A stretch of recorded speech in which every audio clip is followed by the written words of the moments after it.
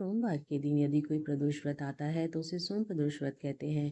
धार्मिक मान्यताओं के अनुसार प्रदोष व्रत करने वाले भक्त भगवान शिव को अति प्रिय हैं। प्रदोष व्रत के दिन जो भी कोई भक्त पूरी श्रद्धा भावना से व्रत करता है तथा इस कथा का श्रवण करता है, उसकी सारी मनोकामनाएं पूर्ण होती हैं। प्रदोष व्रत की पौराणिक कथा।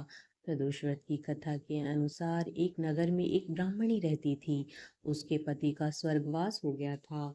उसका अब कोई भी आश्रयदाता नहीं था, इसलिए प्रातः होते ही वह अपने पुत्र के साथ भीख मांगने निकल पड़ती थी। भिक्षाटन से ही वह स्वयं का और अपने पुत्र का पेट पालती थी। एक दिन ब्राह्मणी घर लौट रही थी तो उसे एक लड़का घायल अवस्था में कराहता हुआ मिला। ब्राह्मणी दयावश उसे अपने घर ले आई और वह लड़का विदर्भ का राजकुमार था। शत्रु सैनिकों में ने उसके राज्य पर आक्रमण कर दिया था और पिता को बंदी बना लिया था और राज्य पर नियंत्रण कर लिया था। इसलिए वह इधर उधर भटक रहा था।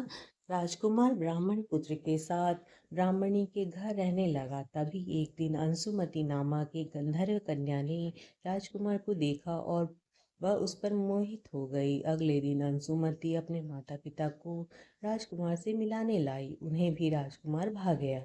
कुछ दिनों बाद अंशुमति के माता पिता को शंकर भगवान ने स्वप्न में आदेश दिया कि राजकुमार और अंशुमति का विवाह कर दिया जाए। उन्होंने वैसा ही किया। ब्राह्मणी प्रदोष व्रत करती थी।